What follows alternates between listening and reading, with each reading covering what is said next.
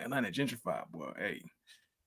Hey man, a lot of cities are though, man. It ain't just Atlanta, man. You know, it's Hey, but I don't mind it. Hey, let me ask you a question about that too. I've been meaning to ask you about that since the last time I was out there with you, and seeing that gentrification of taking place. Of the city taking place, like the same little strips and areas that used to be a certain neighborhood or a certain this, and you see that gentrification happen.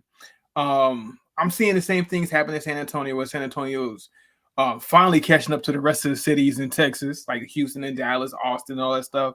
And they're actually finally putting work into the city. And I'm seeing comments about how they don't want to see the gentrification happen. And it's like, here we go. They're bringing this over here and they're doing this. And we ain't these guys over here. But do you have a problem with gentrification? I don't. And I don't want to sound out of touch when I say I don't have a problem with it. But I don't have a problem with it because you can benefit from it. You know what I'm saying? You ain't got to live in the hood forever. That's what I'm saying. You ain't got to live in the hood forever, baby. Like, you know what I'm saying? We don't have to own that neighborhood. Like we can own stuff in the neighborhood, and when the neighborhood gets value, we can sell and make money off of that too. You know what I'm saying? Like we can come up with the come up. We don't always have to look at it like it's got to be ours. The slum is ours. Like we hold on to some of the weirdest stuff. The stuff we should hold on culturally. We don't hold on to none of that, but we want to hold on to these little raggedy neighborhoods and stuff and continue to claim them and want them to stay in the conditions they're in. Like, because here's the thing. I'm gonna say this too. Like, the whole idea of not appreciating gentrification is weird to me. You know, and that takes me back to, like, say, Detroit. You know, where a lot of my family's from. All my family's from, pretty much, right?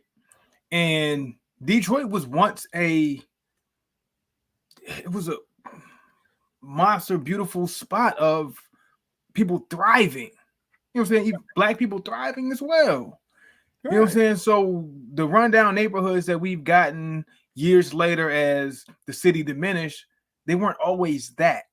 You know, where my grandmother and grandfather moved in, where my dad and my mom was raised on the east side of Detroit. Like that when they moved in. It didn't look like how it looks like now over the last 20 years. It looked like beautiful neighborhoods.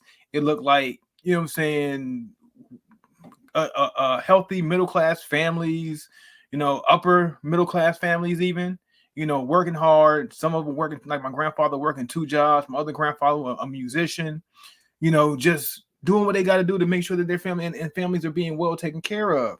Talking about the 50s, 60s, even into the 70s. It's now that years later we get into the 80s, 90s, and we get the deterioration of these neighborhoods.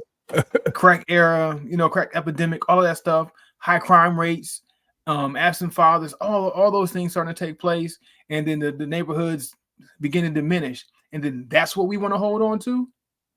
But not understanding that these neighborhoods weren't like that 20 years prior. Big facts, man. We tease my mom all the time. Like, I mean, yeah, you grew up in the hood. When we go back to where she from, but she like, I didn't grow up in the hood. It became this. It became the hood. It became the hood. It was not that when we moved in and we lived here. It was a Black neighborhood, but we were not the same neighborhood it is today.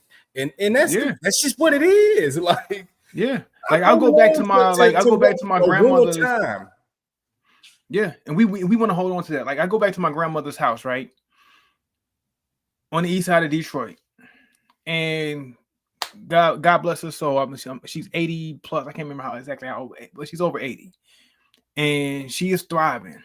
Hit the casinos all the time. Still, she's still in the casinos. She enjoying life, right? But she's one of the only people who are still there from when she moved into that neighborhood in the 60s, right? My grandfather's now been gone for almost 10 years now, and she's still, you know what I'm saying, living in the same house, and she's living, right? But I remember going to that same house in the 80s, 90s, and then over time watching that same street, the same houses across the street or next door just begin to deteriorate. Right? They're not kept up the same. Other families are moving in, or if somebody inherits a house and they don't take care of it the same, and then seeing the neighborhood diminish over time. But going back to the early 90s or late 80s or even late 90s, it was a nice neighborhood, a nice street, nice block. Everything was well taken care of.